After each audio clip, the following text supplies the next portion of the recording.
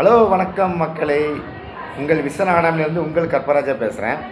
இப்போ நம்ம என்ன பார்க்க போகிறோம்னா 11ஆம் வகுப்பில் தமிழ் பாடத்தில் இயல் 1ல் இருக்கக்கூடிய அந்த அறிஞர்களை பற்றி பார்க்க போகிறோம். தமிழ் அறிஞர்களை பற்றி இப்போ முதல்ல பார்க்குறது யாருன்னா மகாவித்வான் மீனாட்சி சுந்தரனாரை பற்றி பார்க்க போகிறோம்.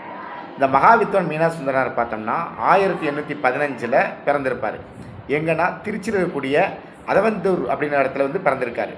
இவரை புலமை கதிரவன், இதுதான் முக்கியமானது. இவர் புலமை கதிரவன் அப்படின்னு கூட சொல்கிறாங்க. இவர் எப்படி சொல்கிறாங்கன்னா புலமை கதிரவன் அப்படின்னு சொல்கிறாங்க. இவர் எங்கே தலைமை புலவராக இருந்திருப்பார்னா திருவாவடுதுறை மடத்தில் தலைமை புலவராக பணியாற்றிருக்காரு. இவரோட கொள்கை இவருக்கு முக்கியமான என்னென்னா, எப்படி ஒரு தேன் நிறையா பூக்களை தேடி தேனை போய் உரிதோ அதே மாதிரி இவர் நிறையா ஆசிரியர்களை போய் தேடி போய் கற்றுருப்பார். அப்பேற்பட்டவர் தான் இந்த மகாவித்வான் மீனாட்சி சுந்தரனார். அப்படி யாரெல்லாம் இவர் போய் தேடி கற்றுருக்காருன்னா, திருவாவடுதுறை மடத்தோட தலைவராக சிவசுப்பிரமணியனாக இருந்திருப்பார். அவர் சிவசுப்பிரமணிய தேசியர், அவர் சென்னை தாண்டவராயர், திருத்தணியே விசாக பெருமாள், இவங்க 3 தேடி ஒரு பாடம் படித்தவர்.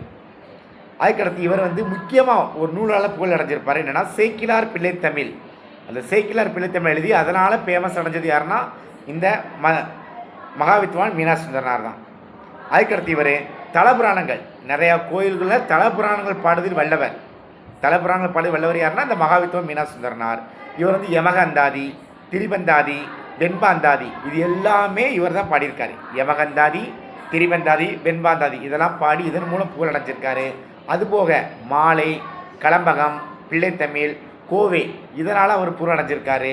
இவரோட மாணவர்னு பார்த்தோன்னா ஊவேசா, தியாகராயர், குலாம் காதிர் நாவலர், இவரெல்லாம் இந்த மகாவித்வான் மீனாட்சியோட மாணவர்கள்.